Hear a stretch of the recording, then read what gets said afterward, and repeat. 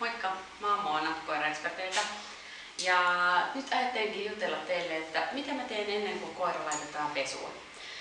Mä oon siis harjannut koiran tuossa just äsken oikein huolellisesti. Se onkin tarkkaa puuhaa, että ei jää takkuja tänne koko koiraan johtuen siitä, että jos se koira on ihan takuton, niin se ei mene myöskään takkuun silloin, kun te sitä pesette.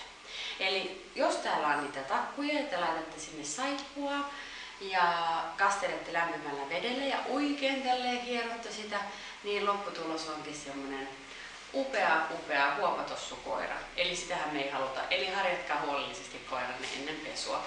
Sitten sitä ennen, mennään siirtämään vähän pelttiä tänne päin.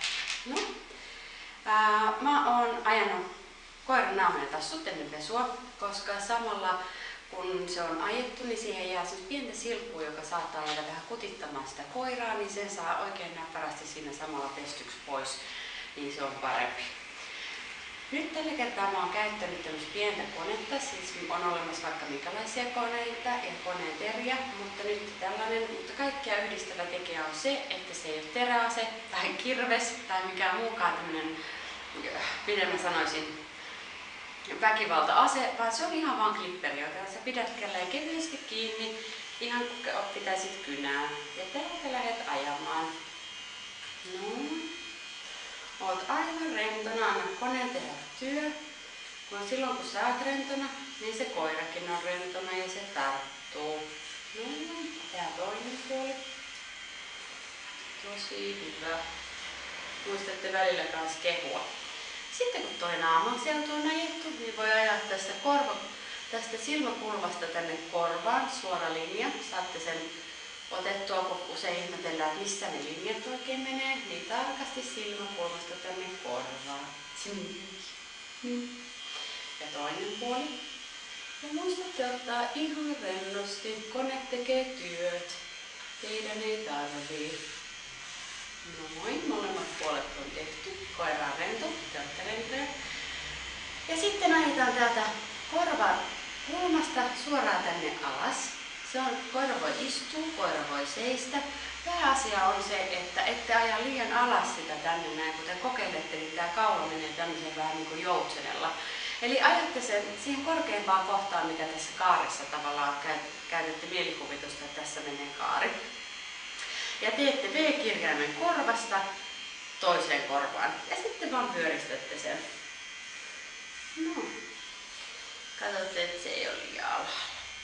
Annatte tosiaan koneen tehdä työn, ette paina sitä, vaan ihan tälleen kevyesti, niin huomaatte, että se koiralle ei ole minnekään kiire, koska te ette pidä kovasti kiinni koirasta ja te ette kanssa silloin satuta sitä koiraa, kun se on ihan tällä tavalla rauhassa. Sittenkin tehdäänkin seuraavaksi tassut. Tassuissa pätee sama asia. Kevyesti pidätte konetta ja ajatte näitä tassuja täältä. Toiset koirat antaa ne ajattelee, pidätte ne tänne eteenpäin. Mutta taas samalla tavalla kuin harjauksessa, ette nosta sitä liian ylös, ette käänny tänne ulos, vaan teette sen siinä kohdassa, missä sillä koiralla on mukava olla. Ei siinä kohdassa, missä teillä itsellä on mukava olla. Aina ei anna ajaa tällä tavalla kääntää tänne eteenpäin. Silloin voitte nousta tästä ylös, laitatte koiran tänne kainaloon ja käännätte tassua vähän tänne taaksepäin. Mutta samalla tavalla kuin äskenkin mä sanoin, vaan sen verran, mitä se menee, ei sen verran, mitä te itse haluaisitte, että se menee. Ja ajatte sen sieltä.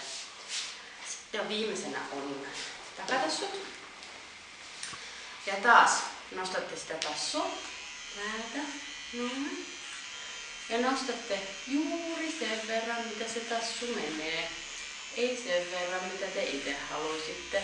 Joskus joutuu vähän kummallisissa asennoissa itse tekemään nämä, mutta kun se koira alkaa rentoutua ja luottaa teihin, että te ette nosta sitä liikaa sitä tassua, niin se helpottuu koko ajan. Noin, homma tehty. Meni aika rennosti, eikö vaan?